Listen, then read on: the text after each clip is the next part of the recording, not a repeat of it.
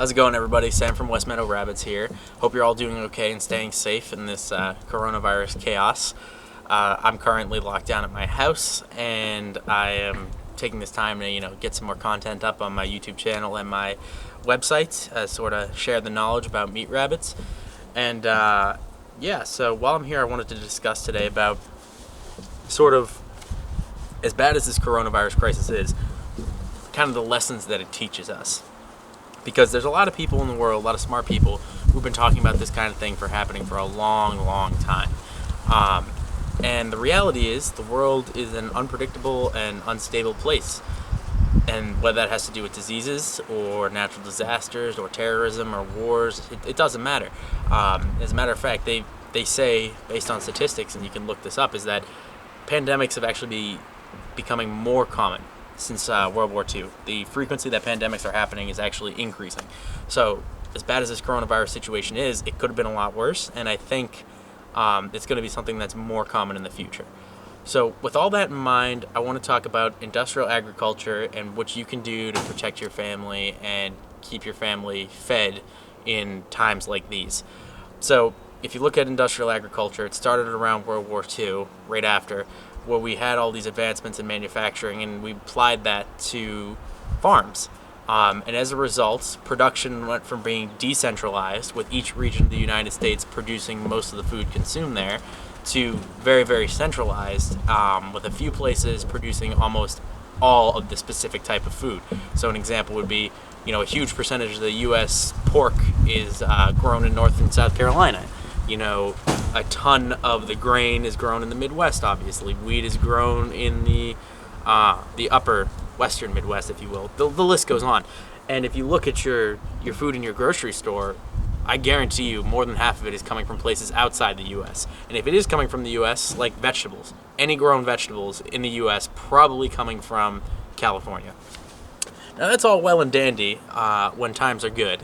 And even if you ignore the fact that industrialized agriculture is terrible for the environment, incredibly degrading, not sustainable, and not good for the workers either involved in that situation, or the farmers for that matter. No farmers getting rich off industrial agriculture. Corporations that are using them might be, but the farmers aren't.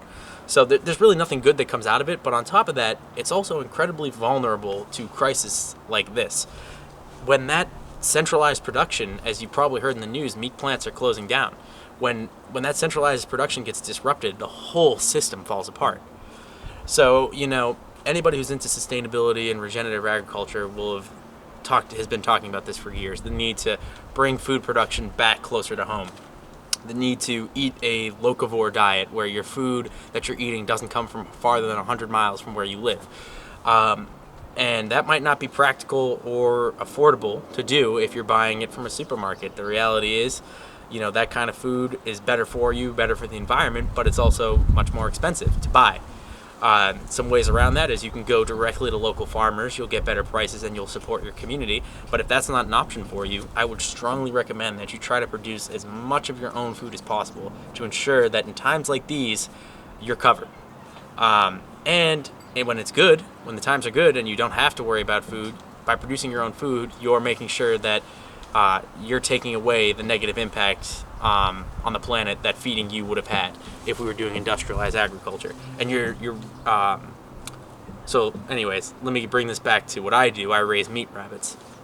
So I think meat rabbits are a fantastic way for people to get protein produced locally for themselves. I could go into a whole other video that I probably will at some point about why you should be eating some protein or some meats, because the reality is I'm on 1 acre of land. Many of you might not even have that, and it's impossible to get enough protein off of 1 acre for a family just using plants. You need some type of meat in there.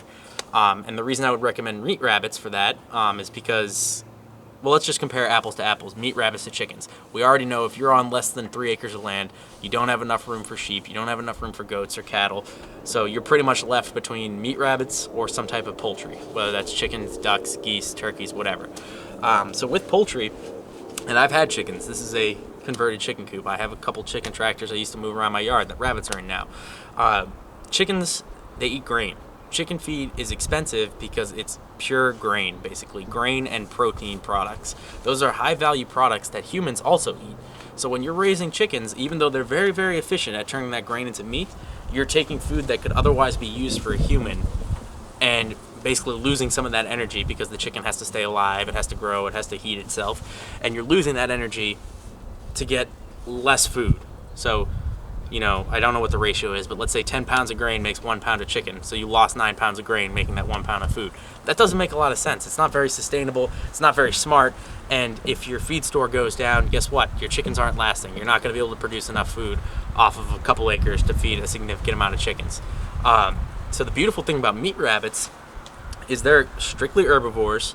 And more importantly, they're quasi-ruminants, so they're sort of like a cow, where they partially ferment the food they eat, which allows them to pretty much eat just, fibrous material that's not edible to humans. Now, in an ideal situation, I don't recommend feeding your rabbit just hay. You're going to want to have some commercial pellets as a base there to take care of trace nutrients. But let's just say you have meat rabbits and you're feeding them a commercial pellet, but all of a sudden commercial pellets becomes unavailable. Well, guess what? Even on an acre of land, I could find enough food to feed 10 or 20 meat rabbits. Of course, your lawn is a huge literal free hay factory. You can build a rabbit tractor, which I'll show in another video, and harvest all that grass, and you'll see rabbit feed consumption go down by 80% when you're doing that. Weeds, there are a ton of weeds that are fabulous for rabbits to eat. I'll do a video on what you can feed rabbits besides pellets, but dandelions, common plantain, great weeds can feed your rabbit. Trees, if you have any locust trees or maple or alder or ash, those are all good leaves that you can feed your rabbit. The point is that a meat rabbit can eat something that you can't eat, and it can turn it into something you can eat, which is their meat. That's why meat rabbits are so awesome. Same reason why sheep and cows and goats are awesome, but they just need more space. So, and then finally, if that wasn't enough for meat rabbits, I would also point out the fact that their meat itself is higher in protein than chicken, pork, beef, pretty much any other meat, and it's lower in cholesterol and fat than chicken, pork, beef, or any of those other meats. And they are pretty dang close to chickens as far as efficiency goes. So, in 8 weeks, 80 pounds of feed will give you, let's say 8 5-pound fryers. That'll give you 3.5 pounds of meat each. And those mothers can keep getting bred every 6 weeks. You can crank up to six litters a year. You could probably reasonably expect to get out of a mother rabbit. So they're incredibly efficient. They can survive off of non-commercial feed if necessary, and they don't compete with humans for food. And finally, most importantly, they're incredibly space efficient. They don't need a lot of space. They're usually pretty much quiet. They're not expensive to get into. They don't require any expensive machinery or equipment. There's no hatching phase. The mothers take care of the babies. There's no incubating eggs. There's no brooder. They pretty much go from mother to 2 or 3 weeks in the rabbit tractor to grow out. Then you have meat. And there's no plucking. The processing is much easier. You just peel the skin right off, and if you want, you can tan the skin, which I'll do in another video, and that'll give you a usable clothing product as well.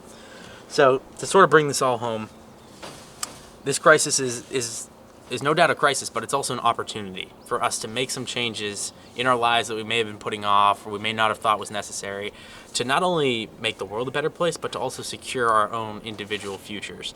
There's no better feeling than knowing when you're locked down at home, I'm not going to have to go to the store to get some meat. I have all the meat I could ever need here. I stocked up on feed ahead of time. I don't need to go anywhere. The grass is growing now that it's spring, so even if I can't get feed, I'm covered. And one other thing I forgot to mention is rabbits, they poop a lot, and they don't digest most of their food because it's so fibrous. So there's a lot of nutrients in rabbit manure. As a matter of fact, it's almost as nutritious as chicken manure.